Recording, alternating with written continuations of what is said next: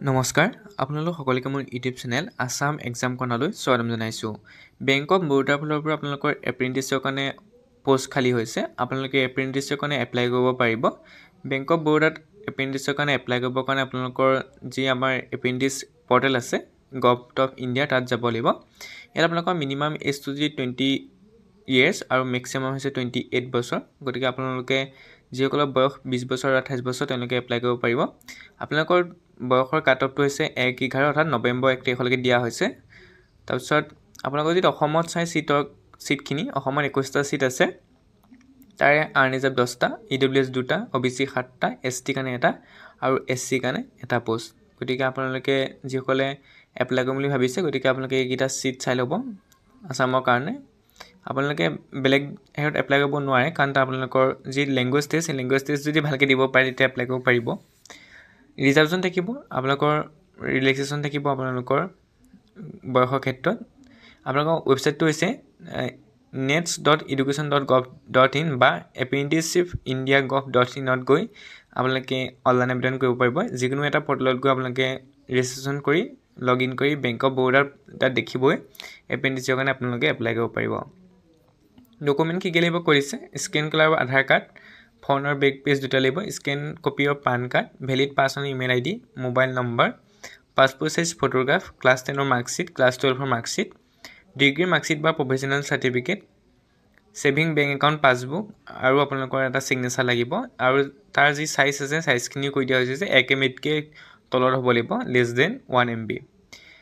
তাৰপিছত চিলেকশ্যন প্ৰচিডিউৰত আপোনালোকৰ online examination হ'ব, ডকুমেণ্ট ভেৰিফিকেশ্যন হ'ব, টেষ্ট অফ লোকেল লেংগুৱেজ হ'ব। গতিকে আপোনালোকে এটা অনলাইন এক্সাম দিব লাগিব।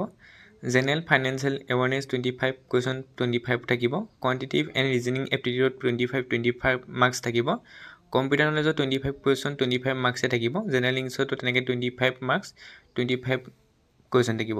আপোনালোকৰ এই এক্সামটো হিন্দী আৰু ইংলিছত আহিব। ইয়াত কোনো ধৰণৰ নিগেটিভ মাৰ্কিং নাথাকে। গতিকে আপোনালোকৰ কাৰণে ভাল কথা এইটো যে কোনো ধৰণৰ নিগেটিভ মাৰ্কিং নাথাকে। গতিকে আপোনালোকে পৰীক্ষাটো দিব পাৰিব। আৰু পৰীক্ষাটো এনেকুৱা নহয় যে কোনোবাই কম্পিউটাৰ চেণ্টাৰত গৈ দিব লাগিব। এই পৰীক্ষাটো আপোনালোকৰ ঘৰতে মোবাইল বা লেপটপতে হ'ব। খালি আপোনালোকৰ কেমেৰা আৰু আপোনালোকৰ মাইক্ৰফোন অন থাকিব লাগিব। এইটো আপোনালোকে যিকোনো লোকেশ্যনৰ পৰা ভাল ৱাইফাই থকা ইণ্টাৰনেট থকা জেগাৰ পৰা আপোনালোকে এক্সামটো দিবলৈ কৈছে। গতিকে আপোনালোকৰ মোবাইল বা লেপটপত যিকোনো মোবাইল বা লেপটপতে আপোনালোকে এই পৰীক্ষাটো দিব পাৰিব। কোনো ধৰণৰ আপোনালোকৰ এক্সাম চেণ্টাৰ যোৱা প্ৰয়োজন নাই। ডকুমেণ্ট ভেৰিফিকেশ্যন হ'ব যদি এক্সামটো ক্লিয়াৰ কৰে। তাৰপিছত লোকেল লেংগুৱেজৰ ক্ষেত্ৰত আপোনালোকে অসমৰ পৰা যে এপ্লাই কৰে আছামিজ বা বেংগলী বা বড়ো জানিব লাগিব। যিসকলে আছামিজ জানে আছামিজ জানিলে হ'ব, যিসকলে বেংগলী জানে বেংগলী হ'লেই হ'ল। তাৰপৰা মেডিকেল ফিটনেছ, ফাইনেল চিলেকশ্যন, তাৰপিছত ৱেইট লিষ্টটো থাকিব। ৱেইট লিষ্টত অৰ্থাৎ কোনোবাই যদি পায়ো নকৰে চাকৰি তেতিয়া আপোনালোকৰ ৱেইট লিষ্টৰ পৰা মতা হ'ব। যেতিয়া আপোনালোকৰ এপ্লিকেশ্যন ফিজখিনি চোৱা হয় ইয়াত আপোনালোকৰ PWBD কাৰণে 400 টকা প্লাছ GST আৰু জেনেৰেল EWS আৰু OBC কাৰণে 800 টকা প্লাছ GST অৰ্থাৎ 800 টকাতকৈ বেছি হ'ব, 900 টকামান হ'বগৈ GST লগাই দিলে। গতিকে আপোনালোকৰ SC আৰু ST কাৰণে নীল, বাকীবোৰৰ কাৰণে কিন্তু পে'মেণ্ট দিব লাগিব। গতিকে আপোনালোকে অনলাইন আবেদন কৰিব কাৰণে ইতিমধ্যে মই ক'লোৱেই, যিসকলে এপ্লাই কৰিম বুলি ভাবিছে তেনেকৈ এপ্লাই কৰিব পাৰে।